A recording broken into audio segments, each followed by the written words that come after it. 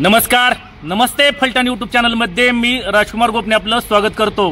फलटण उपजिल्हा रुग्णालय या ठिकाणी कार्यरत असलेल्या महिला डॉक्टर यांच्या आत्महत्ये प्रकरणी संशयित जे दोन आरोपी आहेत यांना आज फलटण येथील न्यायालयासमोर उभं करण्यात आलं होतं आणि या दोन्हीही संशयित आरोपी यामध्ये फलटण ग्रामीण पोलीस स्टेशनचे निलंबित उपनिरीक्षक गोपाळ बदने आणि त्याचबरोबर दुसरे संशयित आरोपी प्रशांत बनकर यांना आज न्यायालयात हजर केल्यानंतर या दोघांनाही न्यायालयीन कोठडी देण्यात आलेली आहे। दिनांक 23 ऑक्टोबर रोजी महिला डॉक्टरांनी फलटण शहरातील एका हॉटेलमध्ये आत्महत्या केली होती आणि यानंतर संपूर्ण राज्यभरात एकच खळबळ उडाली होती। त्यानंतर पहिल्यांदा संशयित आरोपी प्रशांत बनकर हे पोलिसांना शरण आले होते।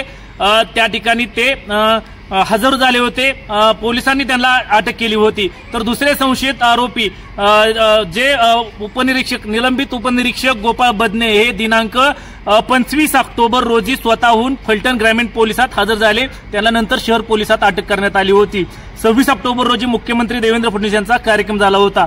यानंतर या दोन्हीही आरोपींना पोलीस कोठडी देण्यात आली होती। पहिले आरोपी जे प्रशांत बनकर होते त्यांना दिनांक 28 ऑक्टोबर पर्यंत पोलीस कोठडी देण्यात आली होती, तर दुसरे संशयित आरोपी बदने यांना 30 ऑक्टोबर पर्यंत पोलीस कोठडी देण्यात आली होती। यानंतर 28 तारखेला बनकर यांच्या कोठडी संपल्यानंतर पुन्हा त्यांना कोठडीत वाढ करण्यात आली होती। दोघांनाही 30 तारखेपर्यंत पोलीस कोठडी देण्यात आली होती।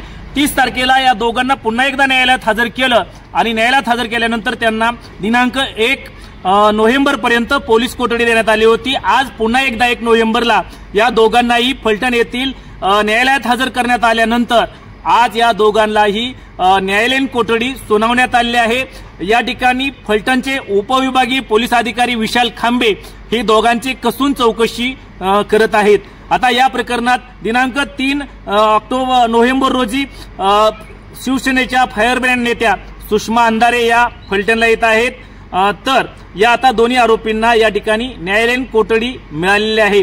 आजच्या व्हिडिओमध्ये इथेच थांबण्यापूर्वी आपण जर आमच्या नमस्ते फलटण यूट्यूब चॅनलवरती पहिल्यांदा असाल तर नमस्ते फलटण यूट्यूब चॅनल आपण सबस्क्राइब करा, बेल आयकॉन दाबा, जेणेकरून आमचे नवनवीन व्हिडिओ लवकरात लवकर थेट तुमच्यापर्यंत पोहोचतील। व्हिडिओ आवडल्यास लाईक आणि शेअर करा। आजच्या व्हिडिओमध्ये इथेच थांबूया, पुन्हा भेटूया नवीन व्हिडिओमध्ये, तोपर्यंत धन्यवाद।